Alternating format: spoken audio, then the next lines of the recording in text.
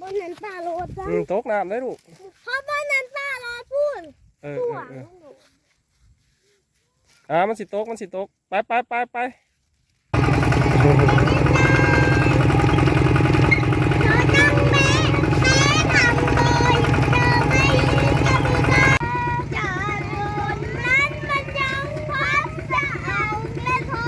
เด็กๆมวนเฮ้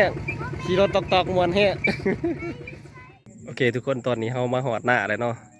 หลังจากที่เฮาขี่รถปฏิบัติประมาณ15-20 นาทีเขากลับมาหอดหน้าแล้วเนาะจะหน่อยคำจะหน่อยเขาสิไปใส่เบ็ดกบเนาะบรรยากาศอยู่หน้าโอ้บรรยากาศโคตรดีเลยมานี่เป็นทุ่งหน้าเขียวเขาเป็นดำเลยตอนนี้บางไฮก็เริ่มออกเป็นห่วงเขานับแล้วเนาะแนมไปทางไหนก็มีแต่ทุ่งหน้าเขียวทุ่มอยู่ทุกคนตอนนี้ถ้าสีกาเกียมคุดขี่กระเดือนเอาไปใส่เบ็ดกบตอนแรกเนาะ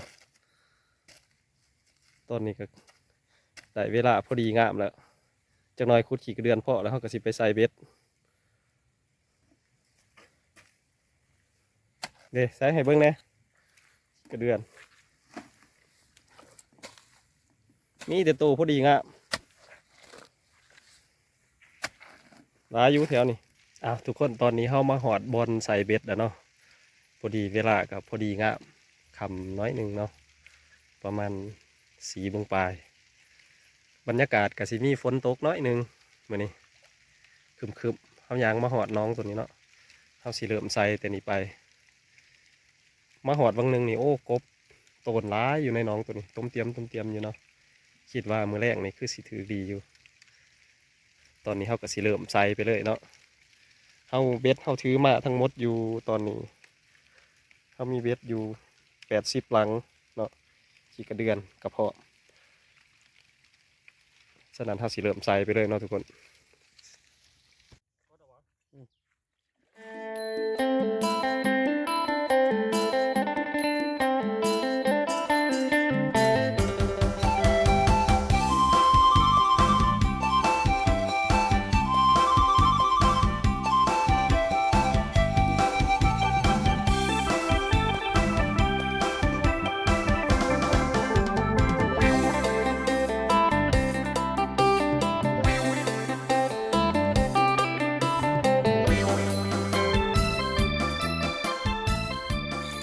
ทุกคนตอนนี้ก็ทำแล้วเนาะแต่เวลาพยายามเบ็ดกบหลังจากที่เฮายางมาได้ไกลเติบเนาะที่สุดตอนนี้เฮากันยางมาหอดบอลเพื่อใส่เบ็ดกันเนาะมาดูน้ำกันว่าสิเป็นแนวใดคือบอลหลังทำยิบยิบไปก็ตกใจเลยกินกระดูกไปตัวหนักตัวไปเนาะ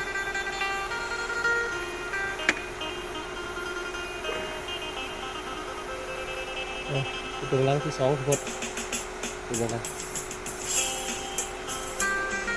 ผู้เดียวกลับเพื่อมันใช้มานับเนาะ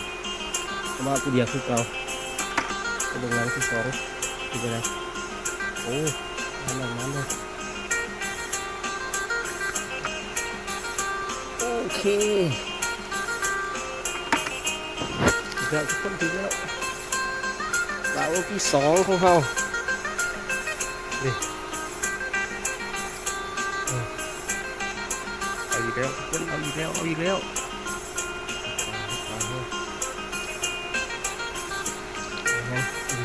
ดู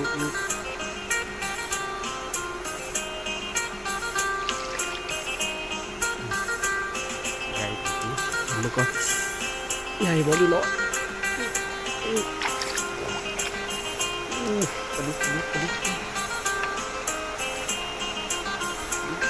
กระดุก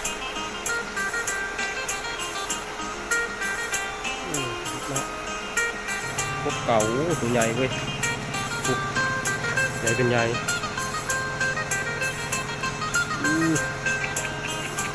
ใหญ่ลิตรตัวเก่าพวกเก่า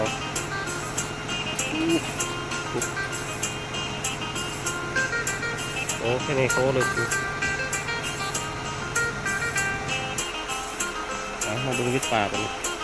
เสียงดังมาแต่ไกลคิดว่าเป็นไงบ่มาดูตะเข่งตัวใหญ่ทุกคนตะเข่งใหญ่เลยนี่รู้มาหกตัวใหญ่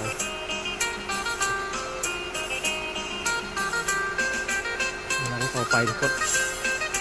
มีเสียงเตือน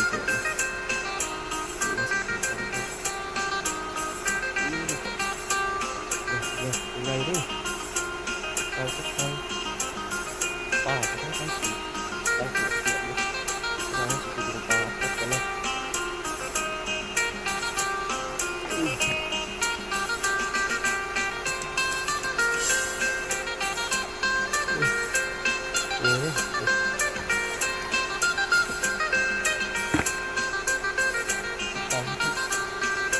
เบ็ดปลาน้องเบ็ดปลาจริงๆอยู่กระดูกบ่ที่ยัง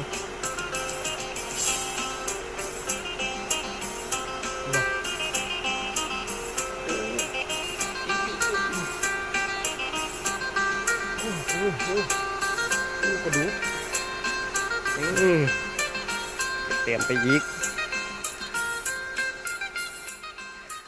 ลูกนะได้เวลามายามเบ็ดกบตอนเช้าแล้วเนาะกำลังย่างมาไก่สีหอดเบ็ดแล้วเนาะตอนนี้ก็ยังเสาๆอยู่อากาศกับบทันแจ้งคนใดเนาะฝ่าบทันแจ้งคนใดยังเป็นมืดๆสลัวอยู่บรรยากาศตอนเช้าอากาศเย็นสบายเนาะมีเสียงนกเสียงสัตว์ป่าเหาะ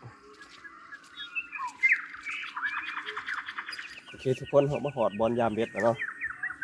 ดีเขามายามเบิ่งเบ็ดป่ามาเบิ่งหลังที่2ที่3เนาะรู้สึกว่ามีป่าติดแล้วเนาะตอนนี้เขาสิไปเบิ่งจะติดปลาโค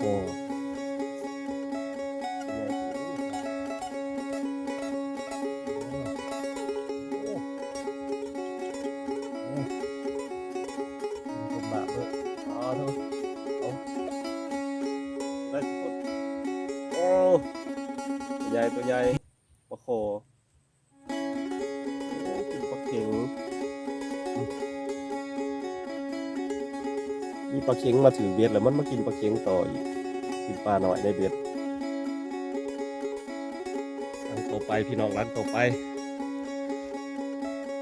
มีกบไข่ผัดไว้คือว่าถึง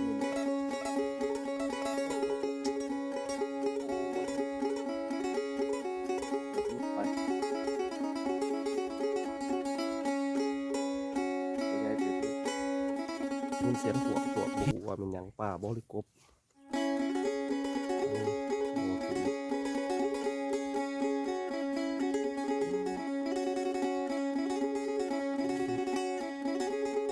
ตัวโลหนาจะแมนนั่งได้สันติก็ได้ตัว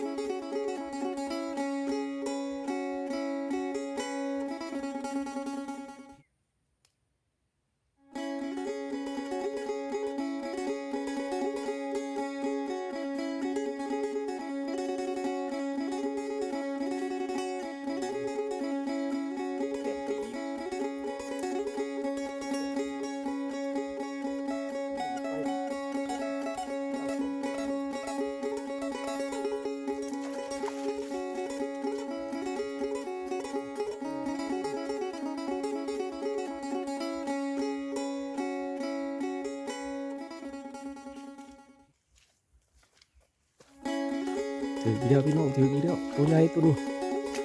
พวกเขาได้ยินเสียงมันตวบอยู่ได้ยินมาแต่ไกลตัวใหญ่เด้โอ้กินมีเลย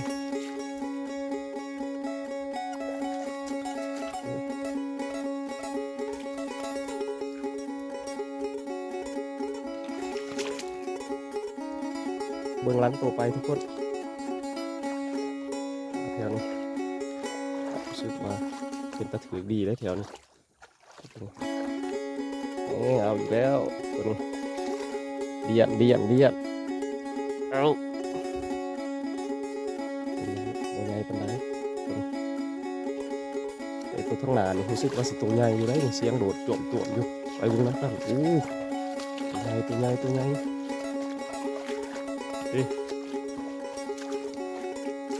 คุณเบิดเบิดแถวนี้ตัวใหญ่ดิโอ้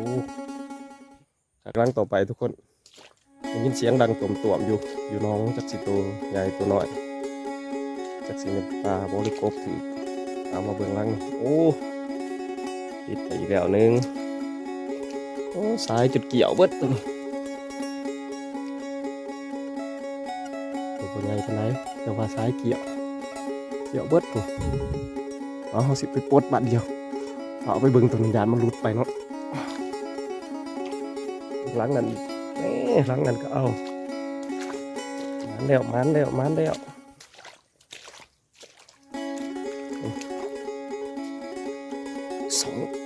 สองหลังแล้วมาผู้เดียวว่ามีคนถือกล่องมือนี้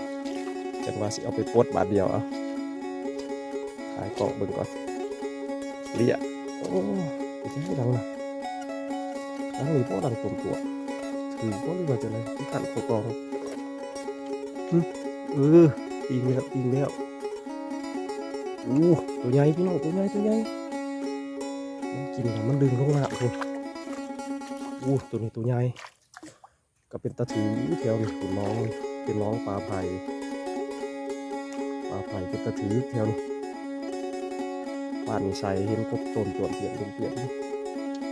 เสียดายสองหลังบางกีนี่อยู่ซ้าตัวนะกบเก่าถือเบิดสองหลังหนึ่งพ่วงสิไปเอาเด็ดขันพอดีขันเด็ดหักไปเบิดหลังเลยเอามาทัดโดดลงน้ำไปก่อนอีกหลังหนึ่งรุดปากกบโดยบ่ได้จ่อยเอาหลังนี้เอาตัวใหญ่ตัวนี้ตัวใหญ่ไปต่อไปอีก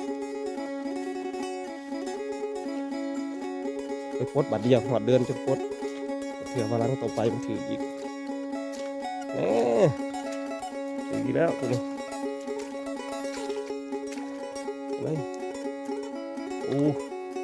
ได้4 ตัวพี่น้องเอาไปปลดบัดเดียวเลียดหลังเลยนี่ลองตองแตงอยู่หลายเสียดายเฮาบ่มีผู้มานับถ่ายเกาะบ่ได้เอามือเกาะมานับมึงอยู่นี่แหละเหมาะสมกันผมซื้อว่าเบ็ดปลาก็ถืออีแล้วเนาะว่าสิเป็นปลาอย่าง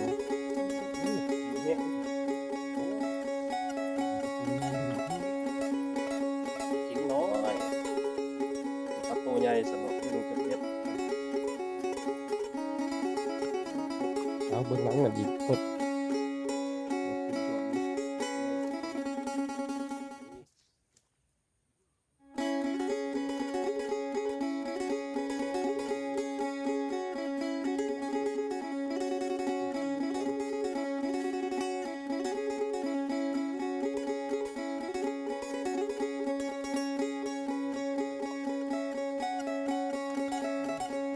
บรรยากาศยามเช้าเนาะทุกคนมายามเบ็ดยามเช้าบรรยากาศดีได้ยินเสียงนกเสียงกาเหาะนกเขาขันอันนี้ก็เป็นน้องที่ว่าอยู่ในป่าเนาะเอามาใส่อยู่นี่เอามาใส่เขาจะเป็น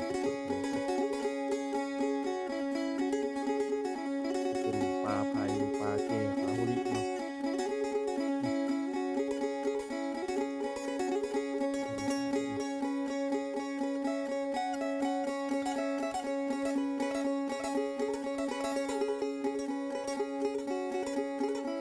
ทุกคนตอนนี้เรากำลังพยายามเบ็ดกบแล้วเนาะกำลังสิยางกับเพื่อนการใส่เบ็ดกบนี่หลายคนก็ว่าเมื่อยเนาะนี่ก็เห็นดีเนาะหลายคนมาคือบ่ซื้อเอาซื้อเอาก็ได้อยู่เนาะแต่ว่าสิ่งที่ซื้อบ่ได้ก็คือความสุขเนาะเพราะว่าเวลาที่เรามาใส่เบ็ดกบนี่มันเฮ็ดให้เราได้รู้สึกมันเบ็ดการใส่เบ็ดกบมันมีเสน่ห์ของมันเองเนาะเฮ็ดให้เรารู้สึกผ่อนคลายได้อยู่กับธรรมชาติได้เห็นต้นไม้เห็นสัตว์ได้ยินเสียงนกร้องอย่างต่างๆเราก็มีความสุขเนาะเฮ็ดให้เราลืมความอิดเหนื่อยจากการเฮ็ดเวียกเฮ็ดงานเนาะ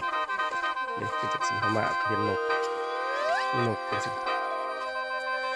มันก็เฮ็ดให้เรารู้สึกผ่อนคลายเนาะแต่ว่าสิ่งสำคัญที่สุดเวลาเรามาใส่เบ็ดกบสิ่งที่ลืมบ่ได้ก็คือมันเฮ็ดให้เราคิดเห็นความหลังคิดเห็นอดีตที่เราเคยใช้ชีวิตอยู่ร่วมกับหมู่เพื่อนเนาะแต่ข่าวยังน้อยหลายคนหมู่เพื่อนเราอยู่ไกลๆกันนี่นะก็เคยมาทำมาหากินนำกันแถวนี้เนาะเคยมาใส่เบ็ดกบเคยมายิงนกหาใส่หม้องอหยังต่างๆจังซี่เข้ามาอย่างนี้เราก็มีความสุขเนาะเฮ็ดจังเงินว่าตอนนี้พวกเขาสิแยกกันไปเฮ็ดภารกิจของใครของมันคนละผิดคนละทางแต่ว่าเขาก็บ่เคยดื่มเนาะนี่มันเที่ยงหน้าของหมู่เฮาแต่ก่อนแต่ข้าวเฮายังน้อยเฮาก็เคยมานอนอยู่นี่ประจำเนาะเวลาเฮามาไปสิเฮาก็คิดถึงความหลังที่ว่าเฮาเคยใช้ชีวิตกับหมู่โอเคทุกคนตอนนี้เฮามาฮอดเทือนแล้วเนาะมาเบิ่งผลงานนำกันมาลุ้นว่ามื้อนี้เบิดมื้อสิได้จักโตเนาะหลังจากเขาไปยามแล้วคืนนี้ได้อยู่ประมาณ30ปลายนี่แหละเพราะท่านได้นับเบิ่งเนาะแต่ว่าตอนเช้านี่สิได้จักโตเฮามาเบิ่งนำกันตัวนั้นปลาเอาของโปกไว้เนาะพอแพ้โปกไว้ญาติมันโดดออกสิมานับนำกันว่าสิได้จักโตเนาะโอ